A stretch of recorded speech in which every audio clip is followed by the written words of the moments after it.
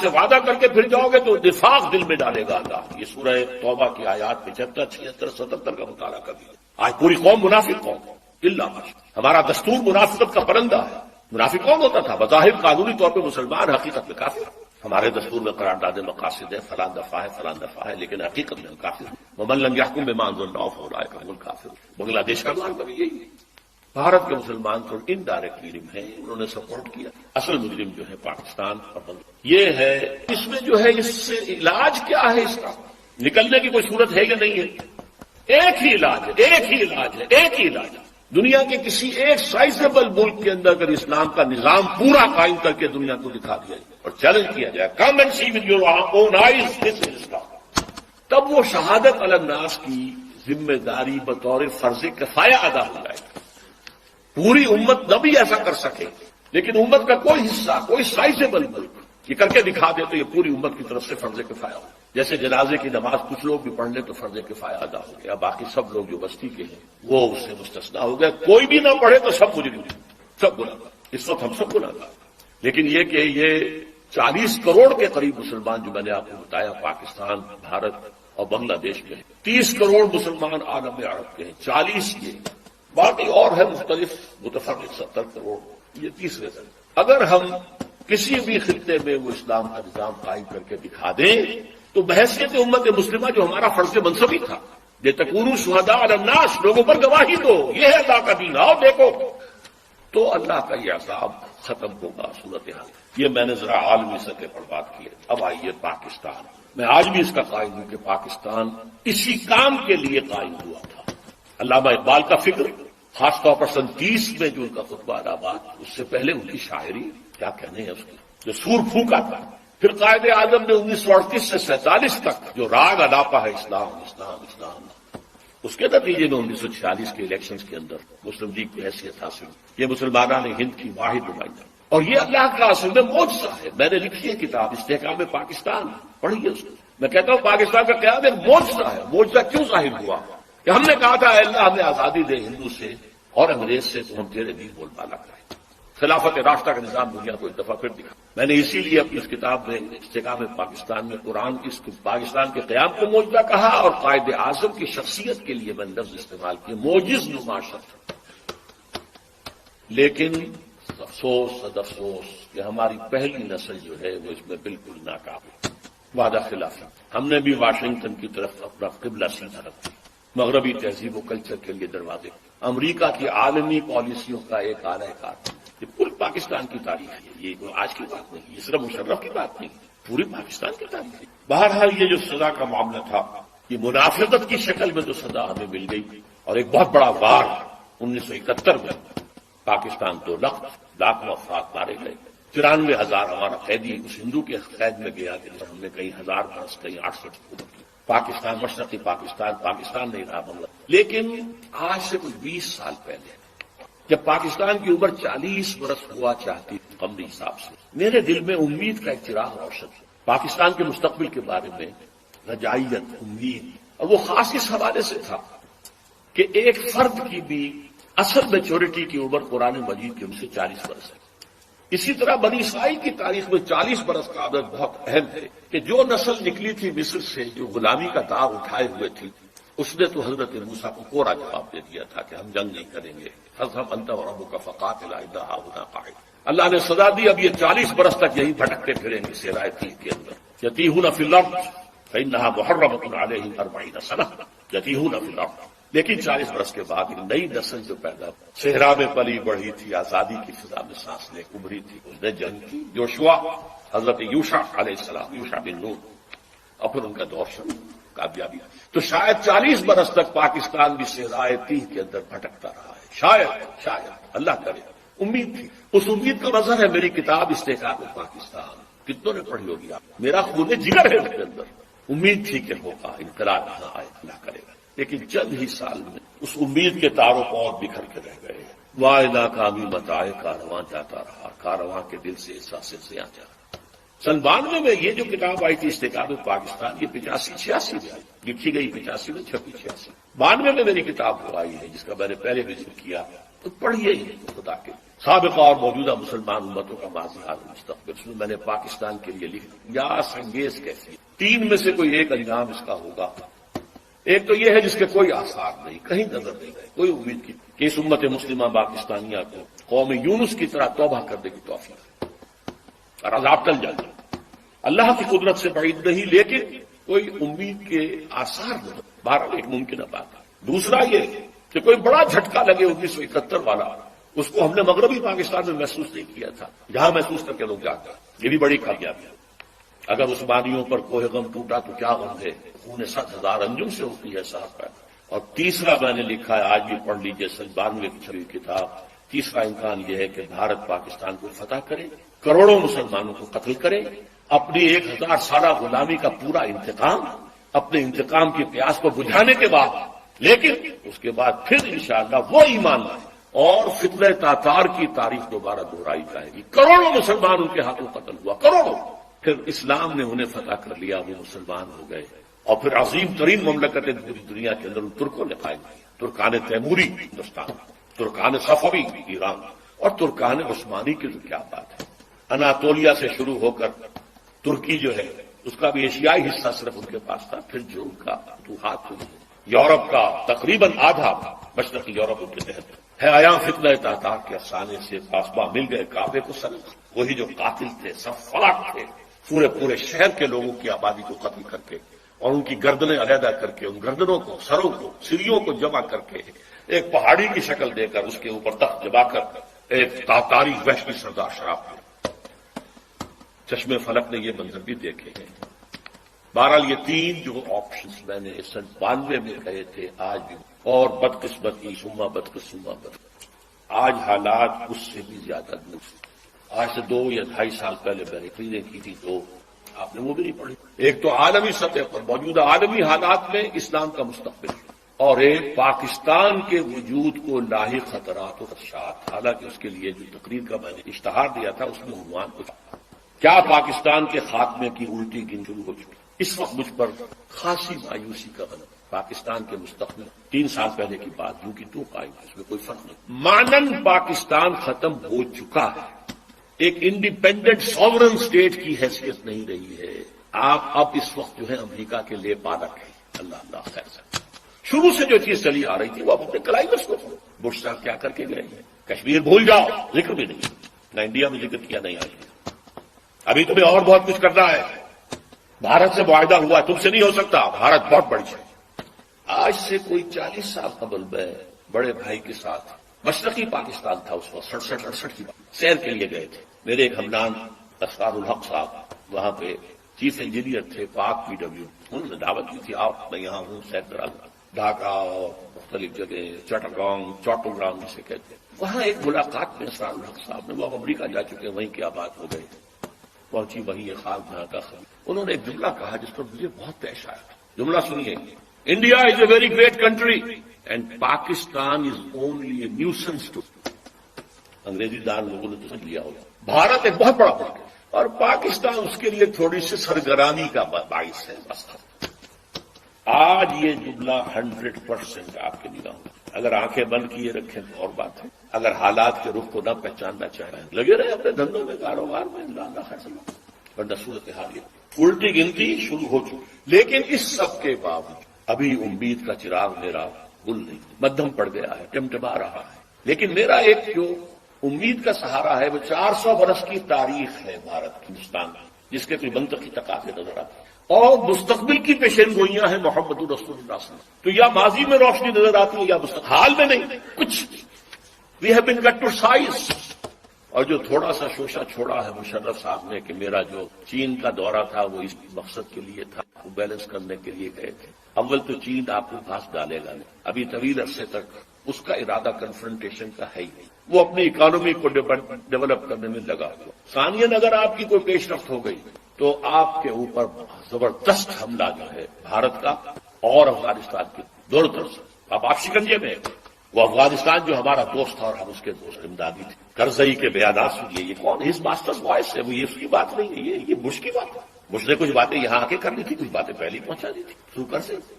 آج سے 2-3 مہینے پہلے ایک انٹرویو چھپا تھا اکرم ذکی صاحب کا، جو ڈپلومیٹ بھی رہے ہیں اور بیوروکریٹ بھی رہے ہیں، یہ قومی ڈائجسٹ میں ان کا انٹرویو چھپا تھا اور انہوں نے یہ کہا تھا لکھ کے رکھ لو، ان قریب بھارت پاکستان پر بہت بڑا حملہ، اگر ذرا بھی محسوس ہوا کہ چائنا اور پاکستان اور قریب آ رہے ہیں تو یہ کانٹا پھر نکال دینا پڑے گا، یہ تو پھر بہت بڑی بات بن جائے گی، یہ تو کانٹا ہوگا پھر درمیان۔ بہرحال اس کے باوجود میں آپ سے کہہ رہا ہوں ہے کہ شاید کوئی معجزہ اللہ تعالیٰ کے پاکستان کا قیام بھی معجزہ تھا اور پھر تاکاریوں کا معجزہ کچھ تھا، اب بھی معجزہ ہو سکتا ہے، تاکاریوں کی تاریخ جو ہے دہرائی جا سکتی ہے، اور پھر لیکن اسی خطے سے اسلام کا احیاء ہوگا، چاہے ہمارے کروڑوں مر جائیں اور اس کے بعد ہندو مسلمان ہوں۔ اور یہ پیشن گوئی شاہ ولی اللہ دہلوی کی ہے کہ ایک وقت آئے گا کہ ہندوستان کی اونچی ذات کے لوگوں کی اکثریت اسلام قبول کر۔ دیکھیے ہمارے ذہن میں خیال بھی آتا ہے تو نچلی ذات کا، شیڈولڈ کاسٹ کا، شودروں کا، نہیں، اونچی ذات کے ہندوؤں کی اکثریت جو ہے اسلام قبول کر۔ اب آئیے آخری کلائمیکس، یہ تو حالات ہیں، تاریخ کا رخ ہے، جا رہا ہے، پاکستان کدھر جا رہا ہے میں روک نہیں تھا، آپ روک نہیں، ہماری جو بھی غلطیاں ہیں، کوتاہیاں، وعدہ خلافیاں کی کیا سزا ہمیں ہے، ہم اس کے مستحق ہیں، ہم کو شکوہ نہیں کر سکتے۔ ذوالقرنین اصل میں ایران کے بادشاہ تھے اور ایران اس وقت دو ملکوں میں اوپر میں منقسم تھا۔ اب بھی اگر ابھی کبھی نقشہ دیکھیں گے تو ایک علاقہ جو ہے ایران کا وہ تو ہے جو خراسان کا حصہ ہے، جو اصل ایران ہے اس کو بھی یوں سمجھیے دو حصوں میں، ایک پارس پرانا کہلاتا تھا جس سے فارس کا لفظ بنا ہے، اور دوسرا مادہ تھا، میڈیا یا مادہ۔ تو یہ ایک شخص ایسے ابھرے کہ جنہوں نے ان دونوں کو ملا کر ایک حکومت بنایا، اور وہاں سے سلطنت ایران کا جو یوں سمجھیے کہ جو ان کا ایک سنہرا دور ہے اور ان کی عظمت و سطوت جس کی کہ وہ بہت زیادہ جس پر فخر کرتے ہیں، اس لیے کہ ایرانی قوم بڑی نیشنلسٹ ہے، نسل پرست ہے، ان کے اندر اپنی تاریخ پر، اپنی روایات پر جو ہے وہ بہت ان کو فخر ہے۔ تو وہاں سے وہ دور شروع ہوا اور انہوں نے پھر اس علامت میں کہ میں نے دو ملکوں کو جوڑ کر ایک بنایا ہے، اپنے تاج کے اندر دو سینگ لگا لیے تھے، اور وہ جو ہے ذوالقرنین یہ لقب ان کا ہو گیا تھا۔ اس کے حوالے سے سوال کیا گیا اور اس کے بارے میں تفصیل جو اگلے رکوع میں آئے گی۔ وَيَسْأَلُونَكَ عَنْ ذِي الْقَرْنَيْنِ قُلْ سَأَتْلُو عَلَيْكُمْ مِنْهُ ذِكْرًا صدق اللہ العظیم۔ ذوالقرنین کے بارے میں آپ کو بتا چکا ہوں کہ ان کا نام تاریخ میں جو مشہور ہے وہ خسرو یا سائرس، اور انہی سے اصل میں ایران کی عظمت کے دور کا آغاز ہوا تھا۔ چنانچہ تقریباً میں سمجھتا ہوں کہ شاید 25-30 سال پہلے کی بات ہے، جب شہنشاہ ایران اس وقت جبکہ ان کی بادشاہت جو ہے وہ بڑے عروج پر تھی، انہوں نے 2500 سالہ برسی منائی تھی انہی خسرو کی، سائرس کی۔ ان کی قبر جو ہے مقبرہ وہ دریافت ہو گیا تھا، اور وہاں پر ان کا ایک مجسمہ بھی دریافت ہوا تھا کھدائی پر، اس مجسمے میں وہ دو لگے ہوئے تھے سینگ بھی۔ اس موضوع پر سب سے پہلے مولانا ابوالکلام آزاد مرحوم نے جو اپنی ترجمان القرآن کے نام سے انہوں نے مختصر ترجمہ اور تفسیر لکھی ہے، اس میں بڑے تفصیلی نوٹس لکھے ہیں۔ سب سے پہلے اہل علم کے حلقے میں ان کے بارے میں جو معلومات ہیں وہ ان کے ذریعے سے آئی، اب یہ تقریباً یونیورسلی ایکسیپٹڈ ہے۔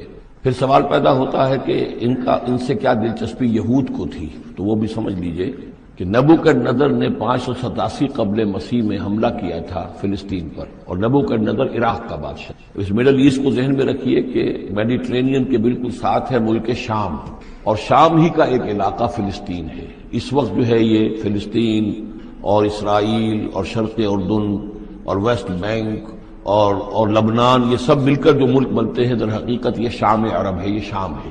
پھر اس کے مشرق میں یہ عراق عرب یا عراق ہے، اور اس کے مشرق میں پھر ایران ہے۔ تو عراق کا بادشاہ تھا جس نے حملہ کیا تھا یروشلم پر، تباہ و برباد کیا اور ان کو قیدی بنا کر لے گیا۔ کیپٹیوٹی کا دور ان کا تقریباً 150 برس کا ہے۔ لیکن اس عرصے میں ایران میں یہ شخصیت ابھری خسرو کی یا سائرس کی۔ اس نے پھر فتوحات کا دائرہ شروع کیا، تو سب سے پہلے عراق کو فتح کیا، بیبیلونیا کو، اور یہاں پر جو یہ اسیر تھے یہودی، ان کو اجازت دے دی کہ تم واپس جاؤ، اپنا یروشلم آزاد کرو، اپنے جا کر آباد کر لو دوبارہ۔ تو گویا کہ یہ محسن ہیں، ان کے ذوالقرنین جو ہے ان کے محسن ہیں، جن کی وجہ سے کہ جن کے ذریعے سے اللہ تعالیٰ نے انہیں بیبیلونیا یعنی عراق کی کیپٹیوٹی جو ان کی اسارت کا دور تھا اس کو ختم کیا، آزادی ملی، اور پھر یہ واپس آئے۔ حضرت عزیر علیہ السلام کے ساتھ قافلہ آیا ہے، اور وہ تقریباً پھر انہوں نے آ کر یہاں اثر نو اس شہر کو بھی آباد کیا، اور ہیکل جو ہے حضرت سلیمان علیہ السلام کا بنایا ہوا جو عبادت خانہ تھا اس کو دوبارہ تعمیر کیا۔ اس اعتبار سے ذوالقرنین جو ہے وہ ان کی تاریخ میں ایک معروف شخصیت۔ تاریخ سے معلوم ہوتا ہے کہ انہوں نے پھر ایران کی پہلی حکومت کو کنسولیڈیٹ کر کے پارس اور مادہ کو ملا کر ایک سلطنت ایران بنائی۔ پھر ان کی فتوحات کے 3 دائرے ہیں۔ مغرب کی طرف میڈیٹرینین تک پورا علاقہ فتح کر لیا، مشرق میں پھر یہ ہمارا جو مکران تک کا علاقہ ہے، یہ سارا کا سارا علاقہ ایران کے ساتھ ہی ملتا ہوا ہے، بلوچستان، مکران، یہ پورا علاقہ انہیں فتح کیا۔ ایک مہم ان کی شمال کی طرف گئی، بحیرہ کیسپین جو ہے، اور ادھر سے جو وہ بلیک سی ہے، بحیرہ اسود، ان دونوں کے درمیان جو پہاڑی سلسلے ہیں، یہ شمال کی طرف جو ہے تیسری مہم گئی۔ جیسے کہ حضرت عمر رضی اللہ تعالیٰ عنہ کے عہد میں بھی 3 لشکر نکلے تھے مسلمانوں کے جزیرہ نما عرب سے۔ ایک لشکر شام سے ہوتا ہوا پھر مصر کی طرف گیا ہے، ایک لشکر عراق سے ہوتا ہوا ایران کی طرف گیا ہے، اور ایک لشکر سیدھا شمال کی طرف گیا ہے، اور کوہ کاف تک جو ہے، جس کو کوکیشیا کہتے ہیں، وہاں تک کی فتوحات حاصل کی مسلمانوں نے۔ تو تقریباً یہی سمجھیے کہ ایک بلو پرنٹ تھا جو کہ یعنی ہمارے اس دور خلافت راشدہ سے جو سمجھیے کہ لگ بھگ کوئی 2000 سال قبل جو ہے یہ واقعہ پیش آیا ہے، یا بلکہ اس سے کم، کوئی 1500 سال قبل یہ واقعہ پیش آیا ہے۔ اور یہ ذوالقرنین جو ہے یہ یہاں پر ایک بڑی عظیم سلطنت کے بانی بنے، لیکن نیک آدمی تھے۔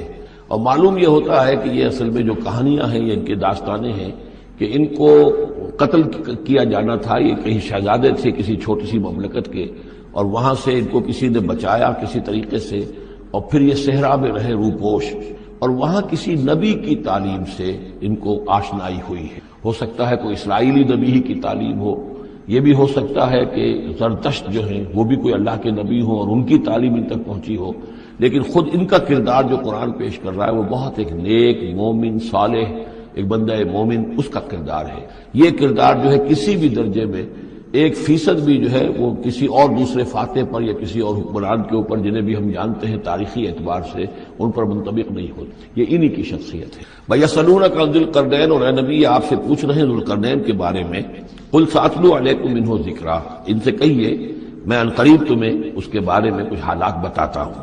اِنَّا مَكَّنَّا لَهُ فِي الْأَرْضِ، ہم نے اسے زمین میں بڑا تمکن عطا کیا تھا، غلبہ عطا کیا تھا۔ وَآتَيْنَاهُ مِن كُلِّ شَيْءٍ سَبَبًا، اور ہم نے اسے ہر طرح کا ساز و سامان، وسائل و ذرائع، تمام اسباب جو ہیں فراہم کر دیے تھے۔ فَأَتْبَعَ سَبَبًا، تو انہوں نے پھر ایک مہم تیار کی، یعنی ایک فتوحات کا دائرہ مغرب کی طرف، حَتَّىٰ إِذَا بَلَغَ مَغْرِبَ الشَّمْسِ، یہاں تک کہ جب وہ سورج کے غروب ہونے کی جگہ تک پہنچ گئے۔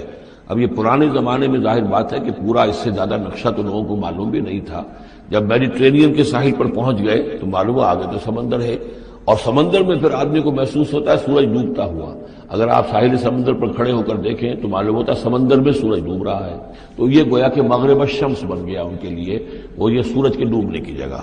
حتیٰ اذا بلغ مغرب الشمس، جب وہ پہنچ گئے سورج کے غروب ہونے کی جگہ، وجدہا تغرب فی عین حمیۃ، تو انہوں نے دیکھا اسے ڈوبتے ہوئے، وہ ڈوب رہا ہے ایک بڑے گدلے سے سمندر کے اندر۔ وہ جو وہاں کا سمندر ہے بڑا گدلا سا ہے، یہ ایجین سی وغیرہ جو کہلاتے ہیں، یہ بہت گدلے سے پانی کے ہیں۔ وَوَجَدَ عِندَهَا قَوْمًا، اور وہاں انہوں نے ایک قوم کو پایا مراد یہ کہ اس قوم پر انہیں فتح ہوئی، جنگ ہوئی، انہوں نے ان کو شکست دی، اور وہ قوم گویا کہ اب ان کے رحم و کرم پر ان کی گویا کہ وہ محکوم ہو گئی۔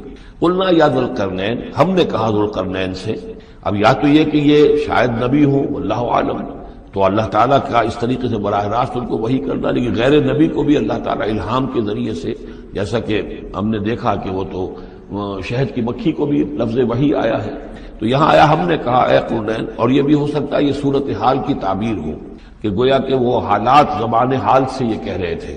قُلْنَا يَا ذُو الْقَرْنَيْنِ إِمَّا أَن تُعَذِّبَ وَإِمَّا أَن تَتَّخِذَ فِيهِمْ حُسْنًا، کہ یا اے ذوالقرنین تمہیں اب پورا اختیار ہے، چاہو تو یہ جو مفتوح قوم ہے تمہاری اسے تم سزا دو، عذاب دو، ستاؤ انہیں، یا یہ کہ تم ان کے اندر اچھی روش اختیار کرو، ان کے ساتھ حسن سلوک کرو۔ قال، انہوں نے کہا اما من ظلم، جو کوئی ظالم ہے، بے انصاف ہے، ہو سکتا ہے اس سے مراد کفر اور شرک بھی ہو، فسوف نعذبہ ثم يرد الى ربہ فيعذبہ عذابا نکرا، تو اسے تو ہم عذاب دیں گے، سزا دیں گے، اور پھر وہ لوٹایا جائے گا اپنے رب کی طرف، پھر اس کا رب اس کو عذاب دے گا جو اصل عذاب ہے، برا عذاب، سخت عذاب۔ وَأَمَّا مَنْ آمَنَ وَعَمِلَ صَالِحًا، اور جو لوگ ایمان لائیں گے اور یقین کریں گے حقائق پر، اللہ کو مانیں گے، وعمل صالحا اور نیک عمل کریں گے، فلہ جزاء الحسنی تو اس کو ہم اچھا بدلہ بھی دیں گے، وسنقول له من امرنا یسرا اور اس سے ہم اپنے معاملے میں بھی نرم بات کریں گے، یعنی یہ کہ ان سے ٹیکس اگر لینے ہیں تو نرمی کے ساتھ لیں گے، جو مفتوحہ ممالک کے ساتھ معاملہ ہوتا ہے تو ہم ان کے ساتھ نرمی کا سلوک کریں گے جو ایمان لے آئیں گے۔ ثم اتبع سبابا، مغرب کی طرف سے فارغ ہو کر پھر اب یہ مشرق کی طرف گئے، پھر انہوں نے ایک اور مہم کا بندوبست کیا، حتی اذا بلغ مطلع الشمس، یہاں تک کہ جب وہ سورج کے طلوع ہونے کی جگہ تک پہنچ گئے۔ اب یہ جہاں تک تاریخی طور پر ثابت ہے وہ صرف مکران کے علاقے تک اتنی دور تک آئے ہیں، واللہ عالم، ہو سکتا ہے کہ مکران کے ساحل پر کھڑے ہو کر بھی انہیں محسوس ہوا ہو کہ بس اب یہ سورج جو ہے غروب ہو رہا ہے یا طلوع ہو رہا ہے وہاں سے، مطلع الشمس۔ تو وہاں جب پہنچے وجدہا تطلع علی قوم لم نجعل لهم من دونہا سترا، تو انہوں نے پایا اس کو کہ وہ طلوع ہوتا ہے ایک ایسی قوم پر کہ جس کے لیے ہم نے آفتاب سے کوئی اوٹ نہیں رکھی ہے، یعنی یہاں کے جو قبائل تھے، گیڈروسیا وغیرہ یہ کہلاتا تھا اس زمانے کے اندر، یہ وحشی قبائل تھے، ان کو ابھی چھت بنانے کا فن نہیں آیا تھا، یعنی گھر جو ہوتے تھے وہ صرف دیواریں کھڑی ہوتی تھیں کہ جو خالی پلاٹ ہے زمین کا اس میں یہ دیوار کھڑی ہے، یہ میرا گھر ہے، تمہارا گھر ہے، لیکن گھر میں چھت وغیرہ کا بھی کوئی تصور ان کے ہاں نہیں تھا۔ ظاہر بات ہے کہ چھت ڈالنا جو ہے یہ تو ایک تمدن کے ارتقاء کے دور کی علامت ہے، تو وہ بغیر کسی سورج کے سائے کے وہ اپنی زندگی گزارتے تھے۔ کذالک، ایسا ہی ہوا وہاں بھی، یعنی جو پہلے ہوا تھا کہ یہاں بھی معاملہ وہی ہوا کہ اللہ تعالیٰ نے اختیار مطلق انہیں دیا، فتح دی، لیکن انہوں نے یہاں بھی یہی کہا کہ جو نیک لوگ ہوں گے ان کے ساتھ ہم نرمی کریں گے اور جو شریر ہوں گے ان کو سخت سزا دیں گے۔ وقد احطنا بما لدیہ خبرا، اور ہمیں پوری طرح معلوم ہے کہ جو وہاں اس کی خبر ہوئی اور جو بھی حالات وہاں گزرے، جو ماجرا وہاں ہوا۔ ثم اتبع سببا، اب یہ تیسری آ رہی ہے، ثم اتبع سببا، پھر اس نے ایک اور مہم تیار کی، یہ شمالی مہم ہے، حتی اذا بلغ بین السدین، یہاں تک کہ جب وہ دونوں پہاڑوں کے درمیان پہنچ گئے، دو دیواروں کے درمیان پہنچ گئے، تو یہ سمجھ لیجئے بحیرہ کیسپیئن داہلی طرف ہے، مشرق میں بحر اسود، اس کے درمیان یہ سلسلہ کوہ ہے اور یہ پیرلل چلتے ہیں دو اور ان کے درمیان سے پھر وہ درے ہیں کہ جن میں سے ہو کر شمالی علاقے سے جو وحشی قبائل تھے وہ آ کر یہاں حملہ کرتے تھے، تاخت و تاراج کرتے تھے، لوٹ مار کر کے چلے جاتے تھے، جن کو یاجوج ماجوج کہا گیا ہے۔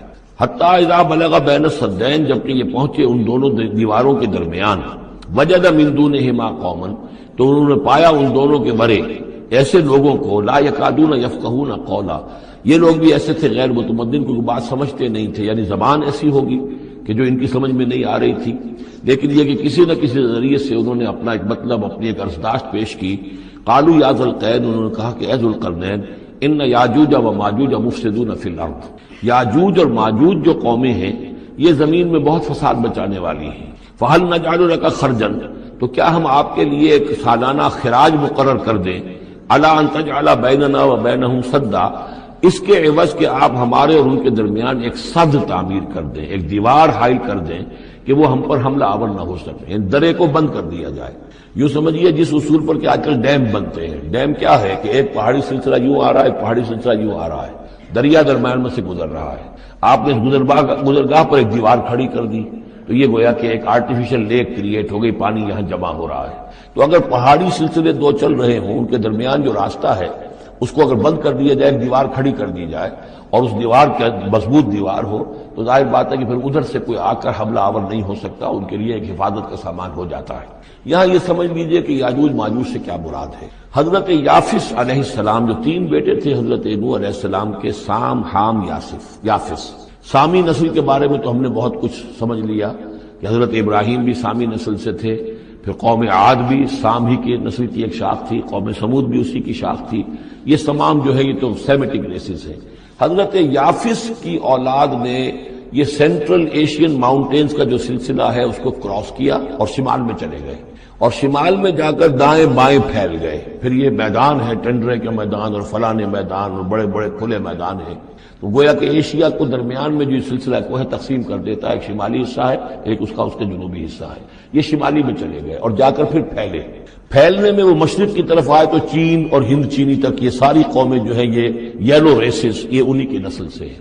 اور مغرب میں چلے تو روس اور روس سے ہو کر روس کے ساتھ ملتا ہوا علاقہ اسکینڈینیوین کنٹریز کے ساتھ پھر وہاں سے وہ اتر کر اور یورپ کے بھی جو یہ مغربی ممالک ہیں اینگلو سیکسنز جو ہیں یہ بھی در حقیقت اسی سے اسکینڈینیوین کنٹریز سے اترے ہوئے لوگ ہیں. تو یوں سمجھ لیجئے کہ ویسٹرن یورپ اور ایسٹرن یورپ کا بھی خاص طور پر شمالی علاقہ اور پورا یہ روس کا علاقہ اور پورا صحرائے گوبی اور پورا چین اور وہاں تک جو ہے ہند چینی تک یہ یافس کی نسل ہے. یافس کے جن بیٹوں کے نام تورات میں آئے ہیں کئی نام ہیں وہ کوئی ایک دو نہیں، ان میں گوگ اینڈ میگوگ بھی ہے، توبال بھی ہے، موسک بھی ہے. موسک ایک شخص کا نام ہے اور موسکو ہو سکتا ہے کہ اسی نے آباد کیا ہو اور وہیں سے وہ نام بنا ہو. توبال اور بالٹک سی جو ہے اس ایریا کے اندر جو ہے بالٹک سٹیٹس توبال ان کے ایک بیٹے کا نام تھا. یہ تورات کے اندر نام دیے گئے ہیں. گوگ اینڈ میگوگ جاجوج ماجوج یہ بھی انہی کے بیٹوں کے. یہ تمام اقوام جو ہے یہ وحشی ہیں اور یہ تاخت و تاراج کرنا لوٹ مار کرنا یہ ان کا طریقہ ہے اور ان کا ہے ذکر جو یہاں پر ہو رہا ہے. یہ جو سیلاب آیا تھا کولونیل سیلاب جو ہم پر آیا تھا جس میں کہ یہ اینگلو سیکسنز تھے یہ سب کے سب جو ہیں یہ اسی نارڈک ریسز سے ہیں. یہ بھی یاجوج اور ماجوج کی نسل ہیں. ایک سیلاب ان کا آ چکا ہے جو آیا تھا یورپ سے نکل کر یہ کولونیل سیلاب آیا اور پوری دنیا کے اوپر چھا گیا تھا. ایشیا اور افریقہ کو انہوں نے فتح کیا کولونائز کیا. اب اگرچہ ان کی وہ بساط ایک دفعہ تو لپیٹ دی گئی ہے وہ واپس چلے گئے ہیں. انڈائریکٹلی ہم پر حکومت کر رہے ہیں. ابھی ان کے جو ملٹی نیشنلز ہیں ان کے ذریعے سے یا بینکوں کے ذریعے سے IMF کے ذریعے سے ورلڈ بینک کے ذریعے سے انڈائریکٹ حکومت ہے جو نیو ورلڈ آرڈر ہے. لیکن یہ ہے کہ ابھی ایک اور جو سیلاب ان کا آنے والا ہے وہ آتا ہے احوال قیامت کے معاملات میں. آرمگڈون کے بعد جب حضرت مسیح علیہ السلام کا نزول ہو چکے گا اور یہودیوں کا خاتمہ ہو چکے گا اور پھر یہ کہ تمام جو عیسائی ہیں وہ مسلمان ہو جائیں گے. عیسائیت ختم ہو جائے گی حضرت مسیح علیہ السلام کے آنے کے بعد اور مسلمان اور عیسائی مل کر ایک ملت بن جائیں گے سب مسلمان ہوں گے. اس کے بعد آخری سیلاب پھر آنا ہے جو اس کے خلاف وہ احادیث میں آتا ہے پھر وہ یاجوج اور ماجوج کا ہوگا. اور میرے نزدیک یہ یاجوج اور ماجوج جو ہے وہ ایسٹرن علاقے سے آئیں گے چائنا وغیرہ سے ہند چینی سے. آرمگڈون جو ابھی ہونی ہے فوری طور پر بڑی جنگ اس میں یہ لوگ جو ہے بیٹھے رہیں گے یہ جنگ میں حصہ نہیں لیں گے. یہ مڈل ایسٹ میں جنگ ہوگی یورپین پاور ساری ہوں گی کرسچین پوری طاقتیں ہوں گی اور ادھر جو ہے مسلمان ہوں گے اور حضرت مہدی جو ظاہر ہوں گے جو اللہ تعالیٰ ایک عنایت کرے گا مسلمانوں کو لیڈر عرب کے اندر وہ پیدا ہوں گے مجدد ہوں گے اور ان کے ذریعے سے عرب کے اندر ایک اسلامی حکومت بھی قائم ہوگی. لیکن ان کے لیے مدد کے لیے خراسان کے علاقے سے فوجیں آئیں گی مشرق سے آئیں گی اور یہ علاقہ جو ہے وہ ہے جو ہمارے قریب ہے اور ہم بھی اسی علاقے میں ہیں. اللہ تعالیٰ ہمیں توفیق دے کہ یہاں وہ ہم پہلے اس نظام میں خلافت قائم کریں تاکہ یہاں سے پھر فوجیں جائیں اور حضرت مسیح کے ساتھ ہو کر اور حضرت مہدی کے ساتھ ہو کر عیسائیوں اور یہودیوں کے ساتھ جنگ کریں اور بالآخر پھر یہ کہ پوری دنیا میں اسلام کا بول بالا ہوگا. لیکن جب یہ ہو چکے گا اس کے بعد ایک سیلاب پھر آئے گا یاجوج اور ماجوج کا. تو یہ چونکہ پوری ایک سلسلہ ہے ایک نسلیں ہیں اس کے اندر بہت سی تو ان میں چونکہ تفسیری اعتبار سے بہت سی باتیں جو ہے مختلف آراء بھی سامنے آئیں گی تو میں نے جو رائے میری ہے وہ آپ کے سامنے بیان کر دی ہے. اس وقت میں وہ یاجوج ماجوج تھے جو ان شمالی دروں سے آ کر حملے کرتے تھے. الا ان تجعل بیننا و بینہم سدا تو کیا ہم آپ کے لیے ایک سالانہ خراج طے کر دیں تاکہ آپ ہمارے لیے یہاں ایک سد تعمیر کر دیں ایک بند باندھ دیں یہاں پر. قال ما مکنی فیہ ربی خیر. اب دیکھیے ان کا کردار کا مجھے جو کچھ میرے رب نے دے رکھا ہے دولت دے رکھی ہے مال دے رکھا ہے وہ بہت بہتر ہے اس سے کہ جو تم مجھے پیش کر رہے ہو. مجھے خراج کی ضرورت نہیں ہے. ہاں تمہاری ایک ضرورت ہے میں وہ پوری کر دیتا ہوں.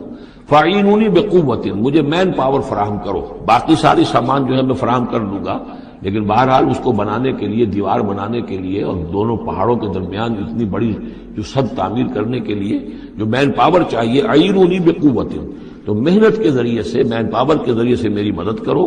اجعل بینکم و بینہم ردما میں ان کے اور تمہارے درمیان ایک موٹی دیوار بنا دوں گا. آتونی زبر الحدید لاؤ میرے پاس تختے لوہے کے. حتی اذا ساوا بین الصدفین یہاں تک کہ جب دونوں جو اونچانے تھیں اس کے درمیان کا پورا علاقہ پر ہو گیا بھر گیا وہ لوہے کے تختے جو ہے اس کے اندر بھرے جا رہے ہیں. حتی اذا ساوا برابر کر دیا دونوں بھاگوں تک پہاڑ کی. قال انفخوا اب ان کا کہ آگ جلاؤ اس کے نیچے. وہ دہکا دی بھٹی جس سے کہ اب وہ لوہا گرم ہوا اور لوہے کی تختے جو ہیں وہ گرم ہو گئے. حتی اذا جعلہ نارا جبکہ وہ سارے کے سارے لوہے کے جو تپ گئے خود اور سرخ ہو گئے، قال آتونی افرغ علیہ قطرہ، تو کہا لاؤ میرے پاس پگھلا ہوا تانبا کہ میں اس کے اوپر انڈھیل دوں۔ تو اس طریقے سے گرین فورس کنکریٹ سے بھی 10 گنا سمجھیے مضبوط شے انہوں نے بنا دی کہ اس میں لوہا اور پھر لوہا سیسا یا تانبا پلایا ہوا، تو اس طریقے سے ایک بڑی مضبوط دیوار قائم کر دی۔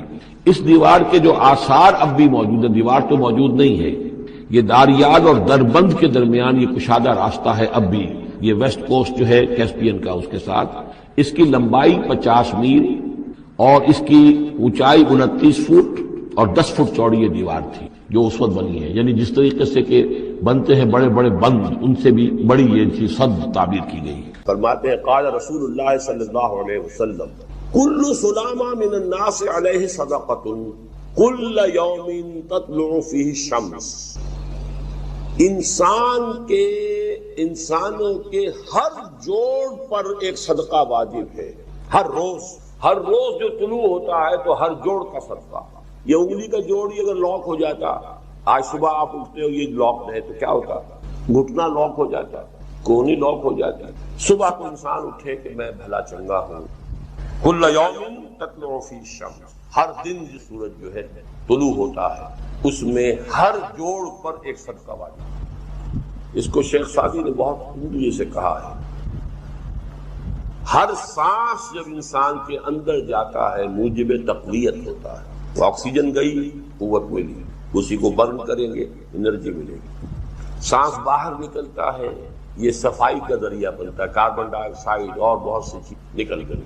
بس بر ہر نفس 2 شکر واجب ہے، ہر سانس پر 2 مرتبہ شکر کرنا چاہیے۔ ہر سانس اندر گیا موجب تقویت، باہر بنا موجب تنقیح، لہذا پس بر ہر نفس 2 شکر واجب۔ تقریباً اسی طرح کا یہ معاملہ ہے، لیکن اب یہ کیسے صدقے ہوں گے؟ اس صدقے ہی کے جیسے کہ پہلے آ چکا ہے اسی کی یہ تعریف میں ہے۔ تعدل بین اثنین صدقۃ، 2 آدمیوں کے درمیان عدل کراؤ، فیصلہ کرا دو عدل کے ساتھ، یہ بھی صدقہ ہے۔ تعین الرجل فی دابتہ فتحملہ علیہا اور ترفع لہ علیہا متاعہ صدقۃ، اور تم مدد کرو کسی انسان کی اس کی سواری کے معاملے میں کہ اسے اس پر چڑھنے میں مدد دو، یا یہ کہ اس کی کوئی چیز اس کا سامان نیچے سے اٹھا کے پکڑا دو، اونٹ پر سوار ہو گیا ہے اب نیچے سے سامان پکڑا رہے ہیں، یہ بھی صدقہ ہے۔ والکلمۃ الطیبۃ صدقۃ، ہر پاک بات جو اپنی زبان سے نکالو گے وہ صدقہ ہے۔ فلیقل خیرا او لیصمت، بات صحیح کرے، اچھی کہے یا خاموش رہے، ہر اچھی بات جو زبان سے نکلتی صدقہ ہے۔ وبکل خطوۃ تمشیھا الی الصلاۃ صدقۃ، اور ہر قدم جو وہ نماز کے لیے جاتا ہے تو اٹھاتا ہے یہ صدقہ ہے۔ وتمیت العذاب عن کل صدقہ، اور راستے میں سے کوئی اذیت شے کو، اذیت بخش چیز کو دور کرتا ہے، کہیں روڑا پڑا ہوا ہے، کہیں کچھ اور ہے، کوئی ٹھوکر کھا جائے گا، تو ہو سکتا ہے کہ کوئی اندھا گزرے، اس کے لیے کوئی مصیبت ہو جائے، اس کو اگر ہٹاتے ہوئے چلے گی بھی صدقہ۔ زندگی آمد برائے بندگی، زندگی بے بندگی شرمندگی، اور اس میں جو کنفیوژن ہم نے پیدا کر دیا ہے کہ عبادت کو عبادات کے مترادف قرار دے دیا، نماز روزہ حج اور زکوٰۃ یہ عبادات ہیں، وہ عبادت جس کے لیے ہمیں پیدا کیا گیا ہے وہ یہ چیزیں نہیں ہیں، وہ ہے پوری زندگی میں ہمہ تن ہمہ وقت ہمہ جہت اللہ کی اطاعت۔ ہر وقت نماز تو نہیں پڑھی جاتی، ہر روز روزہ تو نہیں رکھا جاتا۔ یہ جو کہا کہ میں نے صرف تمہیں پیدا ہی اس لیے کیا کہ میری عبادت کرو، تو عبادت سے مراد یہ چیزیں نہیں ہو سکتی۔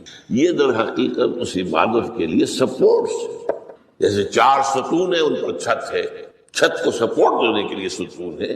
ستونوں کی معنویت ہی تب ہے جبکہ چھت ہو، ورنہ کیا کہیں گے کس لیے کھڑے کر دیے 4 ستون، پاگل پن ہے کوئی، کس لیے، وٹ فار، جب تک کہ چھت کا تصور نہ ہو۔ شامیانے کے لیے 4 آپ نے بانس کھڑے کیے ہیں، کس لیے، اس شامیانے کو سپورٹ کر دیں۔ تو اب اس میں جو مضمون آیا وہ یہاں بھی آ گیا اس حدیث میں، تو قرآن مجید کی آیت میں ایاک نعبد و ایاک نستعین، یہ ہے دوسری بات جس پر کہ آج کی ہماری مرکزی جو مضمون ہے وہ یہ حدیث، تجھ ہی سے مدد مانگتے ہیں اور مانگتے رہیں گے۔ اللہ تعالیٰ سے مدد مانگنا، اب آپ یہ سمجھیے کہ مدد جو مانگی جاتی ہے مختلف الفاظ استعمال ہو سکتے ہیں۔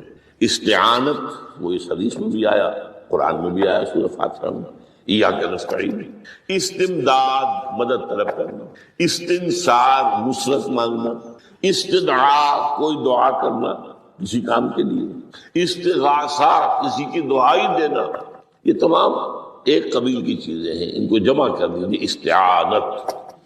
اب استعانت ایک تو ہے عام مادی دنیا جو ہے اصول کے اندر میں کسی سے کہوں بھائی مجھے ذرا پانی پلا دینا، یہ بھی استعانت ہی ہو گئی نا، میں نے اپنی ایک ضرورت کو پورا کرنے کے لیے اسے مدد چاہیے، اس میں کوئی شرط نہیں، کوئی برائی نہیں، معلوم ہے یہ ایک عام مادی قوانین کے تحت ہوگا۔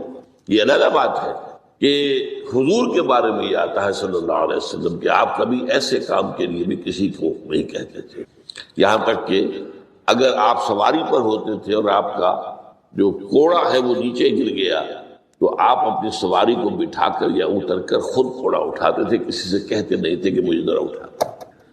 تو یہ استدعاء، استعانت، استمداد، اس میں ایک درجے ہیں، بڑے اونچے اونچے درجے بھی ہیں، لیکن عام حالات میں ہم مادی قوانین کے تحت اگر کوئی مدد چاہے کسی سے تو کوئی بری بات نہیں، اس میں کوئی شرک نہیں، اس میں کوئی کفر نہیں، اگرچہ بعض حضرات کے نزدیک اس کا ایک درجہ ہے وہ میں بعد میں بیان کروں گا، لیکن یہ کہ ماورائی انداز میں کسی غیر مرئی حقیقی یا موہومہ شخصیت سے مدد مانگنا یہ شرک ہے۔ غیر مرئی حقیقی فرشتے ہیں، غیر مرئی ہے حقیقی، موہومہ جنہوں نے گاڈز اینڈ گاڈیسز اور آلہہ بنا لیے، دیویاں دیوتیاں بنا لیے، یہ موہومہ ان کے وہم کی پیداوار، وہ بھی غیر مرئی ہے، وہ انہوں نے تصویریں بنا دی ہیں پوجنے کے لیے، لیکن وہ یہ کہتے ہیں کہ یہ تصویریں جو ہم نے بنائی ہیں یا یہ مجسمے بنائے ہیں، بت بنائے ہیں، یہ صرف توجہ کے ارتکاز کے لیے ہے تاکہ پورا مراقبہ کر سکے، ہم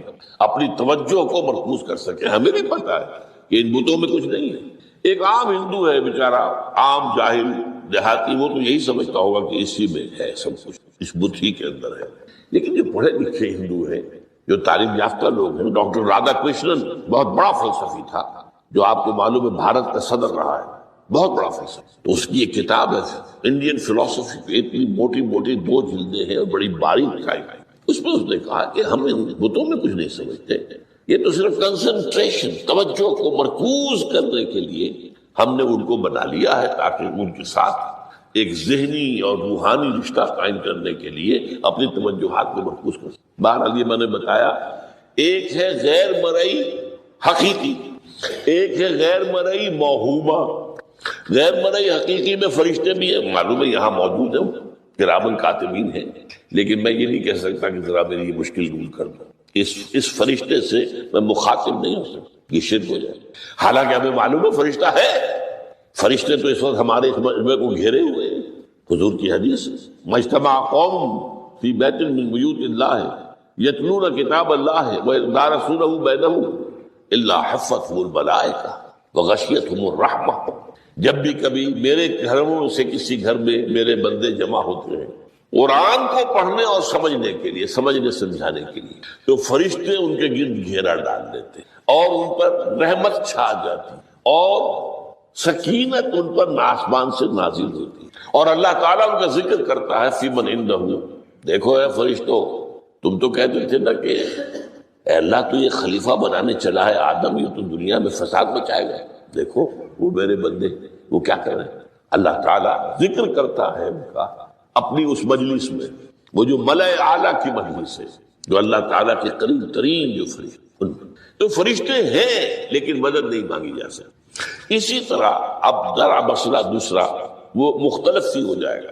میں نے پہلے وہ بات کی جس میں اختلاف کا امکان ہے، فرشتے تو ہیں، ان پر ہمارا ایمان ہے، اور اصل میں ایمان بالملائکہ ہی کی شکل بگڑی ہے، یہ جو گاڈز اور گاڈیسز بنا لیے گئے اور دیوی اور دیوتا بنا لیے گئے اور آلہہ بنا لیے گئے، ملائکہ ہی کی، ملائکہ کو اللہ نے ایک ایک کام کے اوپر معمور کیا ہوا ہے، یہ پہاڑوں کا فرشتہ ہے، یہ بارش کا فرشتہ ہے، یہ فلاں کا فرشتہ ہے، انہوں نے انہی کو دیوتا بنا لیا۔ بس غلطی کیا لگی کہ ان کا کوئی اختیار نہیں ہے۔ ہمارا ایمان کیا، فرشتوں کا اختیار کوئی نہیں، یفعلون ما یؤمرون، جو اللہ حکم دیتا ہے ان کا کوئی اختیار نہیں۔ بس یہ باریک سا پردہ ہے، یہی ایمان بالملائکہ بن گیا ہے، دیویوں دیوتاؤں کی شکل اختیار کرنا۔ عرب کے لوگ خدا کی بیٹیاں کہتے تھے وہ، یہ فرشتے خدا کی بیٹیاں ہیں، ان کے نام پر لات، یہ مؤنث نام ہے، لات، عزا عزیز کا مؤنث ہے، منات یہ سب مؤنث نام ہے، یہ دیویاں ہیں، اللہ کی بیٹیاں ہیں، فرشتے ہیں اصل۔ تو میں نے کہا کہ پہلے میں نے بات کی ہے وہ غیر مرئی کہ جو یقینی ہیں، متفق علیہ ہیں، فرشتے ہیں، ایک ہے مختلف فی، وہ یہ ہے کہ اولیاء اللہ کی ارواح بھی، ان کو بھی یہ، اگر یہ قول امام الہند شاہ ولی اللہ دہلوی کا نہ ہوتا تو میں کبھی اس کو تسلیم نہ کرتا۔ ان کا قول ہے کہ اللہ تعالیٰ اپنے جو بڑے محبوب بندے ہوتے ہیں ان کے انتقال کے بعد ان کی ارواح کو بھی فرشتوں کے جو درجہ